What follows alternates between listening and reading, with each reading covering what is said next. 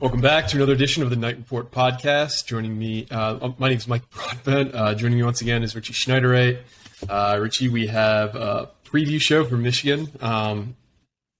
Hopefully we can cover the spread in this one, but given how last week went, that Michigan's just kind of like a more beefed up, better version of Minnesota. Not going to hold my breath there. But we do have, I think he's the editor of the Michigan Rival site coming to join us shortly, right? Yeah, I think he's editor. I'm not really sure. They have a big staff over there, so yep. I'm not really sure who's who. But first, this podcast is brought to you by BetOnline. Basketball is back, and BetOnline remains your number one resource for all your sports betting needs this season. You always find the latest odds, team matchup info, player news, and game trends on BetOnline. As your continued resource for all your sports wagering information, BetOnline features live betting, free contests, and giveaways all season long. It's always the fastest and easiest way to bet on all your favorite sports and events, whether that's NFL, NBA, NHL, MMA, tennis, boxing, or even golf. You can head to BetOnline to join and receive your 50% welcome bonus on your first deposit. Make sure you use the promo code BELIEVE, that's BLEAV, to receive your rewards. BetOnline, where the game starts. And as always, we're also sponsored by Adam Goldman. He's the franchise coach. Basically, if you don't know what the franchise coach is, he gets you set up with your own type of American dream. Like he could set you up with a food industry franchise, with we're talking about gambling, so maybe a gambling advice business or something like that. But kind of help you just set up a new career for you instead of doing that 9 to 5 and sitting in that office cubicle. You could be your own boss. So if you're interested in doing that, Adam's a Jersey guy through and through. Watchung Hills native, Night Report member, Scarlet Knight fan. He's been doing this for like 10 plus years at this point. So the guy knows what he's talking about. If you're interested in changing everything up, give him a call today. It's 844-800-3726 or franchisecoach.net. Yeah, so Michigan is a very, very good team. Much better than last year, in my opinion. They're the number 5 team currently in the CFP, which it's absolutely insane that Clemson is ranked ahead of Michigan in those rankings. So they, in my opinion, should be a top 4 team right now. They haven't had the toughest schedule, but they did totally de-pants Penn State 41-17. And for context, Penn State got also beat by Ohio State last week, but they only lost 44-31 to Ohio State, whereas Michigan beat them by 48 points. They gave up 450 rushing yards to this Michigan team. This team is dangerous on the run game. Like it's scary.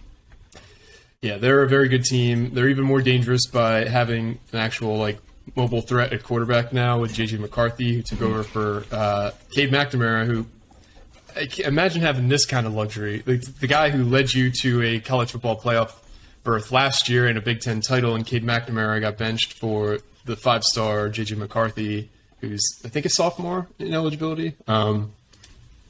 Yeah, and it's kind of crazy because Rutgers has one quarterback going into next season, or 2 quarterbacks going into next season, and they don't know who the starter is. I guess Gavin Wimsatt now, but besides the point, maybe Cade's a transfer possibility for Rutgers.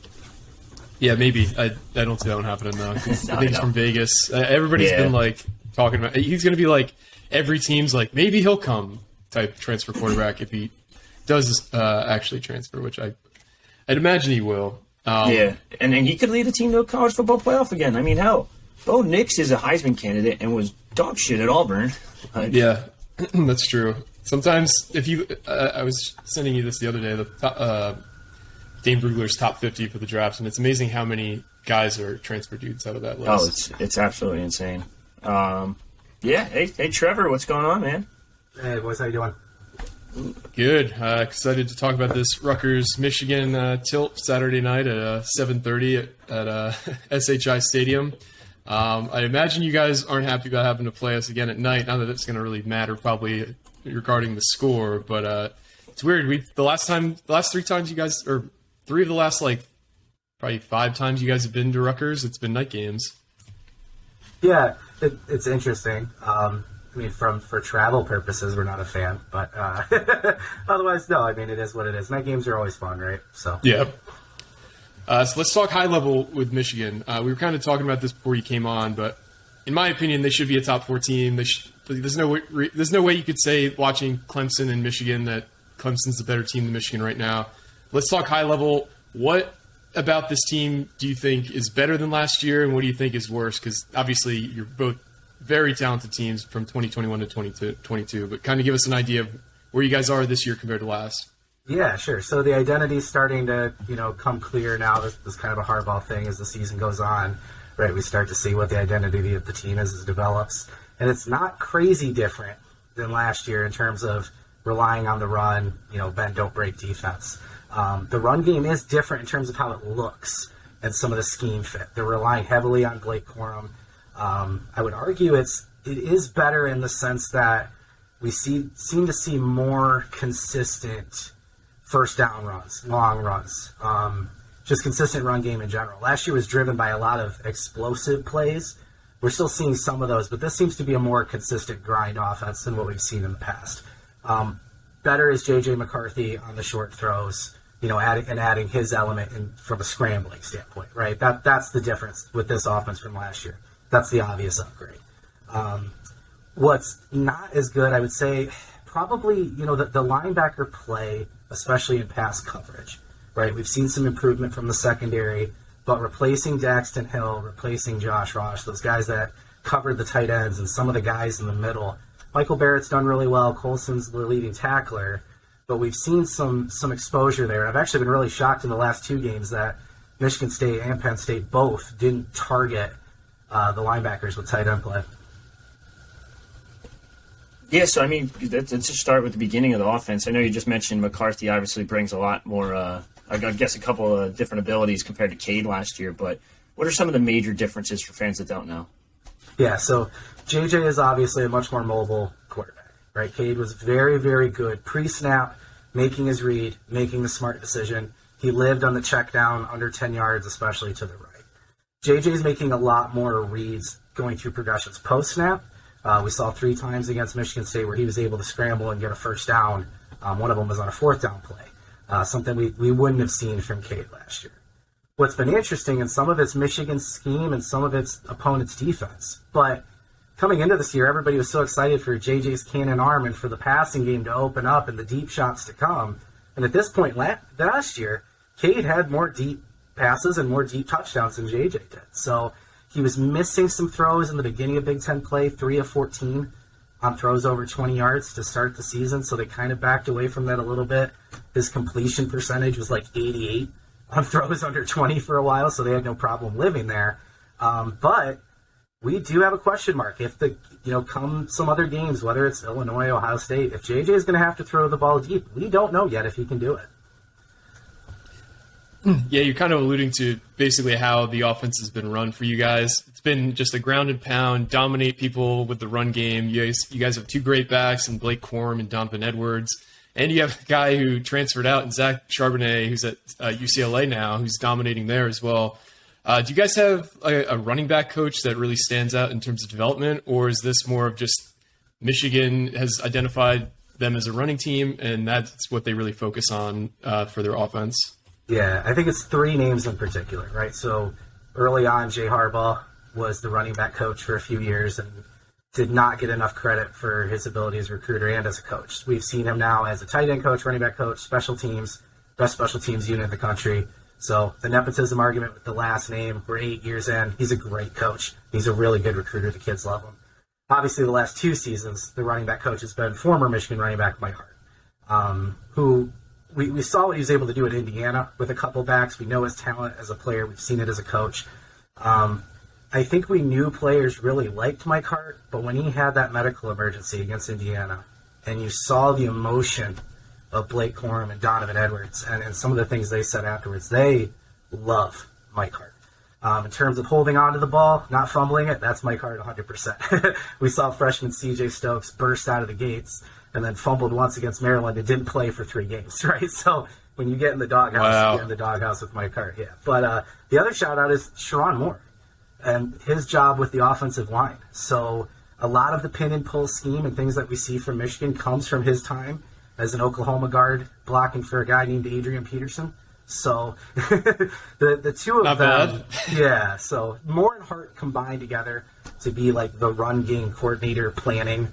We still don't know, Harbaugh's being intentionally coy about the play calling and what's happening there. But in terms of planning for the run, that's Sharon Moore in the offensive line and Mike Hart. So as good as Quorum is at blocking tackles, I don't want to give any credence to the narrative that Quorum is doing really well because of how good the offensive line is, but it's the Joe Moore award-winning offensive line. They might be better this year. That combination of that offensive line, that scheme, and those running backs, it's pretty incredible so far this year.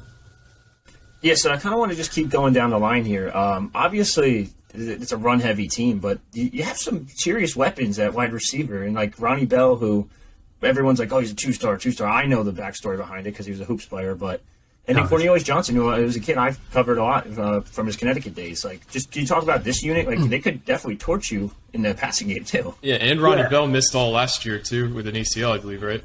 Yeah. So we didn't know what that bounce back was going to look like, right? And then coming out of camp for Ronnie Bell, Harbaugh was saying he's quicker out of his cuts and he's actually running faster. And it was like, okay, right? Is this practice talk? We'll see. And he is. He's commanding lead in terms of targets and receptions on this team. He's a clear-cut wide receiver one. You brought up Cornelius Johnson. I've been a fan of his since his time in Connecticut. He had really, really good tape. I thought he was underrated. He's had some, I'll call it consistency issues, where he'll make a really great play, but then he makes, like he had the fumble against Michigan State. That was just kind of a lazy fumble. Props to Michigan State. They were trying to strip all night, but, he's had some drops. But he's the bigger outside receiver. Both of those guys, as good as they have been, have struggled to get separation. Again, part of that's defensive opponent scheme, and part of it's just as good as they've been playing above their rankings. They're not the kind of top-level Big Ten running backs we've seen. Roman Wilson was that deep threat, and teams have really, really zeroed in on him. So, like I said, the last 2 weeks, it feels like both Michigan State and Penn State felt they could stop Blake Corum with even boxes. But they were going to press Wilson, fight him at the line, and even double-team him. We saw a lot of grabby on Wilson, and they've taken him out of the game the last two. Early in the year, he had deep touchdowns in every single game. Behind them, the big question mark is Andrell Anthony. He had this breakout game against Michigan State last year, and we just really haven't seen him. Harbaugh specifically brought him up in the press conference this week saying, yeah, we think he should get more targets. And it's kind of like, well, you're the head coach, man. Like, make that happen, right? So at some point, I've gone on shows like your guys' every week, and I'm like, I think this is the week Anthony's going to break out. So I'm going into week 9 hoping, okay, this is the one where they're finally going to use him. I kind of want to talk to you about the transfer portal and how Michigan's kind of utilized it. You guys got a huge transfer portal addition in the former Virginia center. I think his name is Victor. I don't even try and butcher his last name. And I think you guys got, was it Cam Good on defense as well? Has Harbaugh really put an emphasis on the transfer portal in general, or is he using it mainly to like fill holes piecemeal? Yeah, so typically, when Michigan, you're going to get into a real sore subject with Michigan fans here. Typically, Michigan only goes after grad transfers because there's a lot of issues with credits and transferring. We saw that with, I'm sure Richie can talk about Terrence Shannon.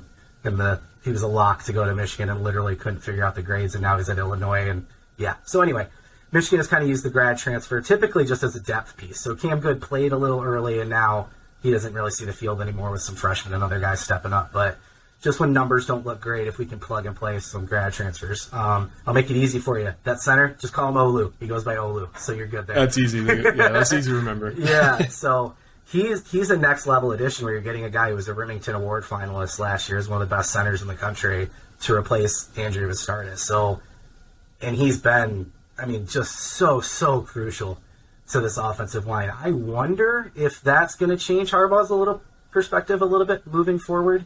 If, hey, I know we're still locked into the grad transfers. The credit thing's not changing anytime soon. I know some people are happy and excited that maybe Michigan's president will, but I wouldn't hold my breath.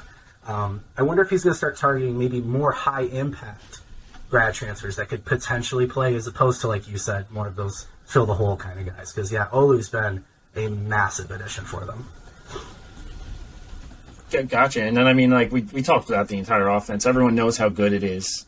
41 points a game. It's pretty damn good. But the defense is phenomenal. They're only giving up 11.5 points per game. That's number 3 in the country. Yeah, they kind of surprised some people. I thought the narrative of, how do you replace Hutch and Ajabo was really lazy for a couple of reasons. Nobody thought Aiden Hutchinson was going to be the number 2 overall pick at the start of 2021. And unless you were a real loyal Michigan fan, you never even heard of David Ajabo before 2021. Oh, hey, Jersey guy. Okay, relax. All right. I remember who I'm talking to. I apologize. But he had one career tackle at the point. So to think that some of these other guys couldn't step up, granted, they're not going to be Hutch, right? As good as Mike Morris has been on the edge, and he's a Bednarik semifinalist. He's been really good. He's not Aiden Hutchinson. We know that. We've seen Yabioki, Jalen Harrell, and a couple other guys kind of fill in the committee approach, the no-star defense. Like, we heard that all off season, and it's really starting to come together now where this unit's working really, really well as a group. You could call out some names like Maize Smith, who's taken a huge step. Mike Sainristills, the former wide receiver, converted into that nickel role similar to Dax Hill. He's been unbelievable. Probably, again, maybe a depth plug-in guy that's become a star, right?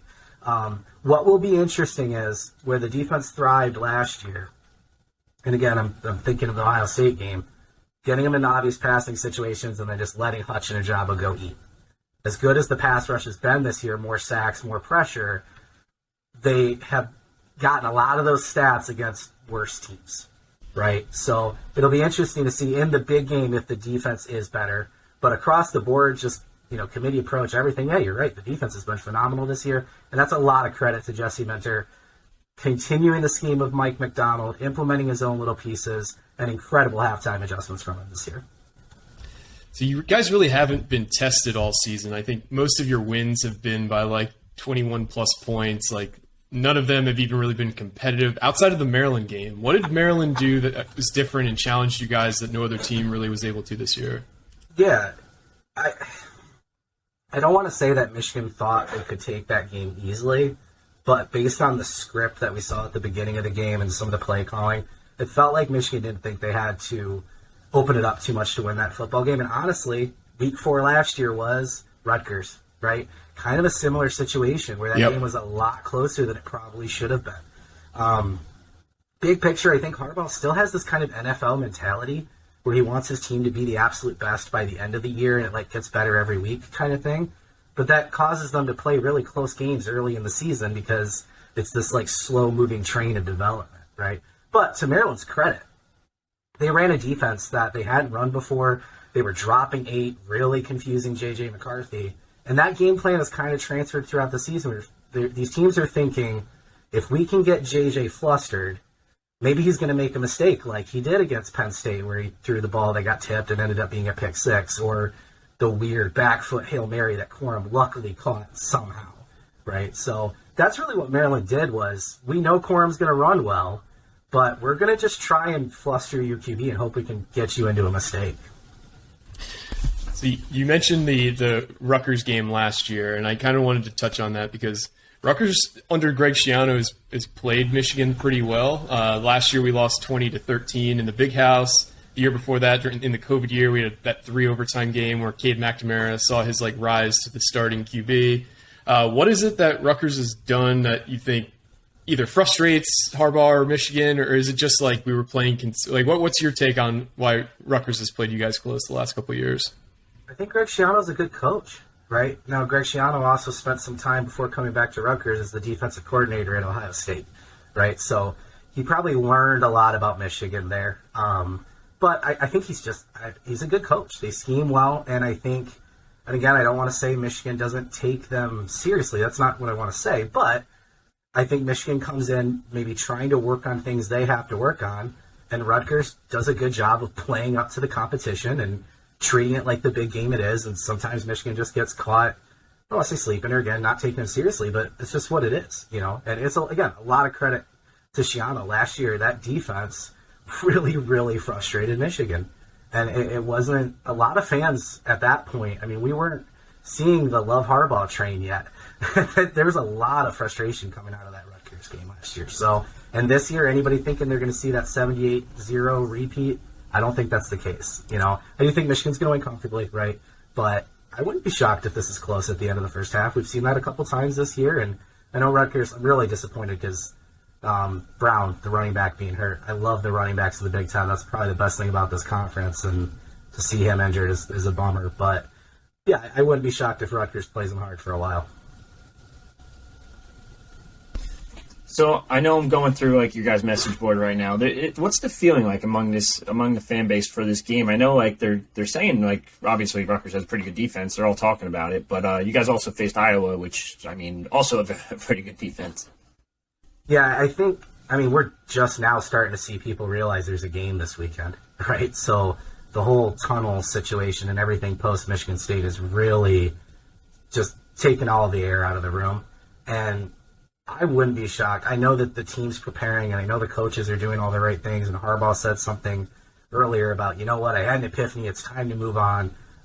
But I think that's going to weigh heavy on everybody going into this game. It also sounds like a lot of Michigan fans aren't traveling for this one with the night game and some plane ticket stuff we've seen. So it's not going to be the Maize and blue big section in the Rutgers Stadium like we've seen in the past. So I think a lot of fans are expecting a very vanilla offense and just kind of a get in and get out and get the W and move on and try and put a cap on this week. Same thing, I guess. I think people expect it to be a little bit more competitive and Rutgers to step up, but then eventually to, win by that 20-25 margin, pretty similar to what we've seen in the Iowa and Indiana game, like you mentioned. So I do want to talk a little bit more about the elephant in the room. Obviously, the tunnel gate from last weekend, Michigan State, they only suspended 4 of their guys. As more video came out, they suspended 4 more, so that's 8 total suspended from the incident. I know that there's been a lot of talk about, I don't know the player's name, but he typically tries to get off the field as quick as he can so he can shower and talk to his dad who drives up from Texas. So there's a lot of stuff floating in the air about this incident. Tell us a little, you would probably know better than most, what happened for the tunnel incident and what are kind of the repercussions you see happening moving forward? Yeah, I mean, we still don't know everything. So that first video from Matt Charbonneau came out right when the game ended. I was on a post-game presser when I saw it. I'm like, oh my gosh, where they had Jaden McBurrows in the tunnel, and I was, this is crazy. And then we heard Jamon Green, who is the player that was actually injured and was struck with a helmet. We heard about that, and then we saw that video a couple days later. So what we've heard so far is that it was actually Green in the tunnel first, like you said, running back to go see his father, kind of off to the side. And then McBurrows had come in to try and separate them once Green was getting struck, and then McBurrows got pulled to the side, and that's where we saw kind of the mob around him. In terms of what started it, whether it was just as simple as him being in there, I'm sure there was some talking, who knows whatever else. We haven't seen real good video from behind or right in the front. Because of the criminal investigation element of this, there's not a lot of stuff coming out either. People are allowing that to happen. So we'll continue to get more facts. Credit to Michigan State, though, for when they have been presented with enough evidence to know that a player was involved, they have suspended him indefinitely. Again, same thing, allowing the investigation to play out. Michigan's staying focused on their players and their health and kind of talking about that. In terms of changes moving forward, I don't know. They had more security there that in the video we saw didn't appear to be doing much. So that's a concern, right? Obviously, it's a tight space, but it's been around since 1927, too. So there's been jawing before, but it's interesting. They dedicate it to Lloyd Carr, and the first 2 weeks we get peanut butter and jelly sandwiches being chucked, and then now this fight. So as much as Michigan wants to talk about not making changes, I'd imagine there's going to be something that's done, just because if something like this happens again, you start getting into a dangerous situation in terms of liability and such. But I mean, you guys have seen it. The stadium's built in a hole in the ground. There's not exactly an easy way to add another tunnel or anything. So I don't know what they're going to do other than literally roping off the area until the road team's in the locker room or what. But yeah, so I know Green got hit pretty badly in the video. Is he okay? Is everyone else okay? I know the other guy got hit pretty good too, but yeah. Again, there's not been a lot of talk just because of Green's family has come out and they've hired an attorney and they are potentially pursuing charges. Green's gonna be okay. There was a weird rumor kind of floating around that he might quit playing football. I do have confirmation from as good of a source as I can get that will never happen. So he will play again. I don't know that he'll play this weekend. All we know is he does have some abrasions. He is in concussion protocol. But that's all we really know right now. But as far he is okay, he's going to be okay. McBurrows hasn't played this year. So I think that was that's the first time he's even been dressed this year. He was the guy in number 1 that was pulled into the tunnel that was kind of seen on camera leading up into it. So haven't really heard anything about him. But, yeah, long story short, yeah, they're going to be okay. And then I don't know when Green will be back, but he will be back. Yeah, Rutgers has a similar one-tunnel situation, and I don't believe there's ever been an incident here. And obviously, we don't have as heated of a rival as either Ohio State or Michigan State. So it's hard to judge from our end, but I'd imagine there are protocols around the country that are, that can help remediate this issue. Because like you said, they're not going to build another tunnel in all likelihood, because that would probably require the stadium to get shut down for a year or two, which I don't think you guys are willing to do. But it's also ironic because Rutgers plays you guys this week, and then we play Michigan State the following week. So it'll be, hopefully we get a little bit of the hangover effect from this incident in both games, but who knows. I did want to talk to you about, before we get into like game predictions or anything like that, we try to ask everybody who comes on to give Rutgers a perspective on how NIL is done at other schools. What's the NIL structure like at Michigan? Do you guys have a lot of guys getting a lot of their own deals? Tell us about like your collectives and how well they're doing, just kind of like full scope NIL. Yeah. So the NIL program at Michigan, again, this would be who you ask, right? Because fans would tell you it's the worst, it's terrible, blah, blah, blah. Michigan is not taking part in any sort of pay-for-play, involving NIL in recruitment. Now, that's not saying they're not telling them about the different collectives and the NIL that players are earning at Michigan, but they're not using it as any type of tool to get you to come to Michigan. When you come to Michigan, you can earn these NIL opportunities. We're not promising you $3 million to come here to play, though. That's just what Michigan's been doing. They would admit, the people involved, that it's been going slower than they would like, but they have a lot of good plans in place. There's been some obstacles administratively. Some of that was cleared up last week with the NCAA putting out a little bit more guidance in terms of what is allowed.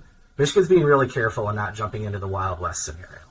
But they do have one collective. It's called Valiant. It's run by a former player named Jared Wangler, who is doing a great job of organizing a bunch of different types of events that connect players with fans, give fans opportunities, whether it's via video conferences or, signature events or things like that, to have exclusive access, monthly fee. They've, produced different things that are for sale in the Michigan store. Michigan was actually the first school to offer officially licensed, jerseys with the players' names on it that the players get all of the proceeds from.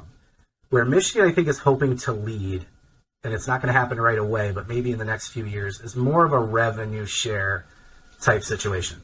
We've seen Jim Harbaugh make the comment about, the $1.6 billion a year the Big Ten is about to get from these networks in their new TV deal, and arguing that maybe that's where some of the player revenue should come from. So we'll be interested to see if it goes that route. But other than that, it's the usual. We've seen JJ, posting with his car and a local dealership and some of that, but Valiant and Jared Wangler are doing a really, really good job of trying to connect businesses and local, organizations with players, and trying to keep maybe the booster element that could potentially get the program in trouble out of it. Yeah, because I do think the revenue sharing creates a very haves versus have-nots type scenario, because, the majority of athletics departments that are in FBS football are in the red every year. It's seen as basically like a marketing expense. The few that do produce profit, Michigans, the Texases, the Alabamas, they have the excess funds, so it's not really like as big of a hit as, we're going to have to cut like this program and this program if we want to share revenue with our athletes. And that's kind of, I do agree that's probably the better way to do things than just like expect donors to pony up all the time. But I do think it creates a very tough economic model for a lot of athletic departments. Yeah, there's a long way to go, and there's a lot of things to sort out. The NCAA, first off, it almost feels intentional that once they lost that case, they were like, fine, have it, and have been really hands-off and have allowed a lot of things to happen that, to this point, they continue to say they're not investigating anything active. We saw a Miami commit recently post a graphic that literally had stacks of money in the graphic, right? Like, yep. The world just, a switch got flipped. And I think, whether they want to admit it or not, I think there's a lot of schools, admin officials waiting for legislation and waiting for something that they're talking about behind the scenes that we don't know about to happen. that will make it more advantageous for them than the players. And that's when we'll start to see maybe some more implementation and structure. I think everybody at this point agrees something needs to happen that benefits the players. And then there's about 80 different options and scenarios with each legal issue in its own way, and each person probably looking to benefit themselves, right? Not, like you said, everyone. So when you talk about a haves and a haves-not situation, the haves are probably eager to have a scenario like that work, right? Yep. So we'll see, but I think we're a good 5 years away from anything stable coming out of this.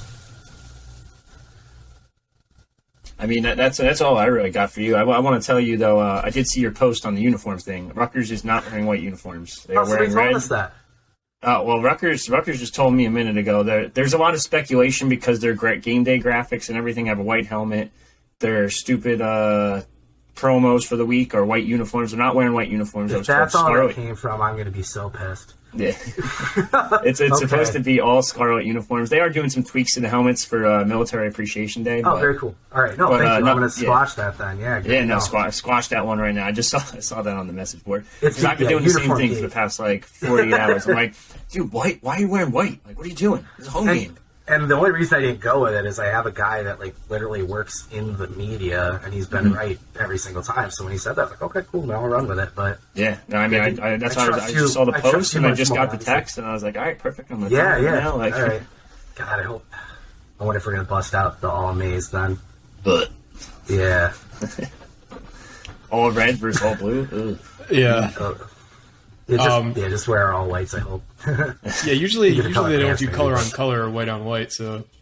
We only did the all Maize the one time against Florida when they played in, is that in Dallas? I believe it was in Dallas.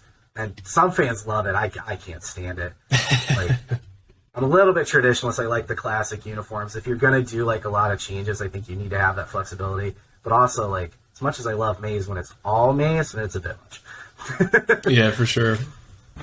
So we kind of ran the gamut about where Michigan is, both as a team, their current climate, where you guys are with NIL. How do you see this game going for you guys? Yeah, I think it's going to be a lot like some of the other games we've seen. With everything that's going on with Michigan this week, and then, traveling and then having the night game and some of that stuff, I could just see it being a slow start for Michigan. Rutgers coming out, probably playing up above part of the competition. Maybe they've got a touchdown lead or something like that at the half, and then some second half adjustments. And again, just they wear you down. The style of play they play with the offensive line they have. So I think the prediction I put in was probably a little harsh. I think I predicted Rutgers to get shut out again this week, something like 31-0. But I wouldn't be shocked if it's another low 30s for Michigan, and then Rutgers gets into the teens or whatever. We've tended to go prevent on the last drive of the game and let a couple scores come in too. But yeah, I don't think it's gonna be real exciting. Just kind of a go out there, grind game, and Michigan wins by a couple scores. Yeah, because you guys have really just worn down opponents all year. At halftime, a lot of these games you guys have been playing recently have been pretty tight. Michigan State was a 13-7 game at halftime. Indiana was 10-10 at halftime. Penn State was a 16-14 game at halftime, and then you guys just kind of opened up the floodgates in the second half. That's kind of how things went for us last week with Minnesota. We were down by 14 for basically three quarters of the game because they scored two quick touchdowns, and we kept stopping them. But eventually, Mo Ibrahim just kind of broke a few big runs in the fourth quarter, and that was kind of how it finished off. I personally think that's kind of how it's going to go this week. I think you guys are obviously in a weird emotional spot. You're coming to the East Coast for a night game. The crowd's probably going to be bigger than a 12 o'clock game. I'll just put it that way. We've had a few big letdowns for night games this year, so I don't see it being a sellout, but I do think that it'll stay close at the beginning, kind of open up late. Probably in the fourth quarter, we end up going down by 20+, but I do think this will be a 10-point, 13-point kind of game for at least half of the game, personally. What do you think, Richie? Yeah, it's going to be an interesting one. I mean, obviously the run game at Michigan's disgustingly good. It's going to be very hard to stop. I think Rutgers has a pretty good defense. I don't think they have a great defense. But like I said, we've mentioned it before. I also cover Penn State, obviously, for Rivals. And I after watching that line dominate the Penn State defensive line, I don't see a reason why they shouldn't do this again this weekend. Do they run for 450? Probably not. I don't think they'll do that again ever. But I think they'll run the ball pretty well. They'll control the tempo. I think he maybe like a 38-7, 34-7, something like that maybe. And I think Rutgers sneaks one touchdown. It might be the first drive of the game, and that would be typical Rutgers fashion. Score first, get the lead, build a little hype, and then just everything downhill from there. But it's going to be a tough one for Rutgers. I can't see any way they win this game, to be honest. Yeah, it's a huge uphill climb. I don't think that Rutgers probably has a 1% chance to win this game, and it would take a lot of good fortuitous bounces that basically get returned for touchdowns. So. Yeah, I hope that nobody gets hurt because we have a freshman quarterback, Gavin Wimsatt, starting probably. So he's known as like a great athlete. He didn't really run much last week. 2 times he did run. He got totally demolished by Minnesota defenders when he was sliding. And I really don't think the staff wants to see him get banged up going into the offseason. I think they want to see some progress out of him. So. The whiplash on that hit was nasty. Yeah. I'm shocked that wasn't a penalty. In the NFL, that's thrown as a flag every time. Oh, 100%. And I know you want to be careful to not like overreact to the after, right? Because sometimes that happens. We're like, oh, the guy's hurt, so we throw a flag. Well, it was actually clean or whatever. But the guy I do the film review with each week, Steven Toski just consistently is screaming for JJ to do a baseball slide. Mm-hmm. Because one, you get more yards, right? Because they spot you as soon as you give up. But here's the thing. Even when you do that slide, people still hit you. Yeah. Yep. Right? It doesn't, maybe you get the penalty out of it, but you're just sitting there with your head up and they're taught to go to the middle and now you've adjusted what the target is. We saw Braden Peters, oh my gosh, why am I drawing it? Dylan McCaffrey, both of those Michigan quarterbacks, arguably their entire career was changed with gruesome hits in that slide. So I don't know if the penalties need to happen more or what they got to do about that, but those are scary hits when a player's trying to give himself up to be safe. And I don't know that I necessarily, upset with the linebacker or the player to do it because, again, that split second you're going in to adjust, blah, blah, blah. But when you get that egregious of a hit, you got to do something about it. Yeah, I think they just need to legislate out, like, quarterbacks, like you should just not touch a quarterback if he's even like in a crowd. I know the Kenny Pickett fake slide last year drew a lot of complaints, and rightfully so. And now I think they've changed the rule where like if you even like intimidate or intimate that you're sliding, then you're down. Like you don't necessarily have to slide in order to give yourself up. But yeah, something's got to change. I agree. I don't know. I don't have the right answer or the perfect answer, but something has to change. I'm good at complaining without an answer. Yeah. All right. Well, we really appreciate you coming on, Trevor. Thanks for all the info on Michigan. Richie, you got anything, or Trevor, you got anything you wanted to plug before we sign off? Oh, no, yeah. Thank you for having me. First off, I appreciate it. And then, yeah, obviously we're, part of the Rivals Network, so we're at michigan.rivals.com. If you are a Michigan fan watching this, we're running a 50% off promo for your first year right now. So if you go to michigan.rivals.com, there's a promo right on there to get the half off. And then other than that, I've got my Twitter handle right in the corner there. So at Trevor McCue. Richie, is there anything? Audio. Thank you. I'm so bad at that. It's all good. Some people are listening only via audio, so it's easy to forget that. Richie, anything else you wanted to cover? What's going on the site before we sign off? No, I mean, obviously we'll have a recruiting list coming up within the next hour or two. I don't expect a really deep one. It's just going to be a basic one. The bigger ones were in the beginning of the season when Iowa came to town and who else came to town? Nebraska. Yeah, so it's not going to be much. 2023 is kind of dead recruiting-wise. It's all portal now, portal. I guess we'll have to get you back on in February, Trevor. I know it's weird. Rutgers only plays Michigan once this year in hoops. I know. Oh, yeah. Yeah, no, you're gonna want my boy Davey for that probably. Oh, I forget. Yeah, you know Davey. Tell him, yeah. Yeah, no, he ditched us. After a month. Okay. Yeah, I don't know. I can come on and fake it, but I love watching basketball, but I'm not an expert by any means. I was 5'9" by like 7th grade, and then I never grew again. So I was a power forward in 6th grade, and they're like, "Okay, you gotta be a point guard." I'm like, "I don't know how to dribble." Put me in the block. Right. Yeah. Get destroyed. So give us like the elevator pitch about what is expected from Michigan basketball this year. Yeah, it's tough. So Hunter Dickinson's actually, obviously back. You've got high expectations for him to potentially be Big Ten Player of the Year. But there's a lot of question marks, right? Caleb Houston and Musa Diabate move on. Either one really provided the freshman top recruit boost that you thought we were going to see. So you've got a transfer point guard, Jalen Llewellyn, coming in. There's some hype around some of the depth guys. And then the big star could be our top recruit this year, Juwan Howard's son, Jet. He's Really? gonna be starting 3. Yeah, so it's going to be interesting. Harbaugh. See, this is why you can't have me talking basketball. Howard's definitely implemented a lot of NBA type scheme, so it's going to be interesting to see. But the last year struggled kind of early, get into the tournament, make a Sweet 16 run. So it'll be interesting to see if they start the year a little bit better, have a better grip on what their identity is going to be, or if there's still a lot of crazy lineup switching and going on to figure out what this team is going to be. But it'll be physical, it'll be NBA style, and other than Hunter annoying everyone they play, not going to be superstar centric, I don't think. But Gotcha. All right. Well, again, we really appreciate you coming on.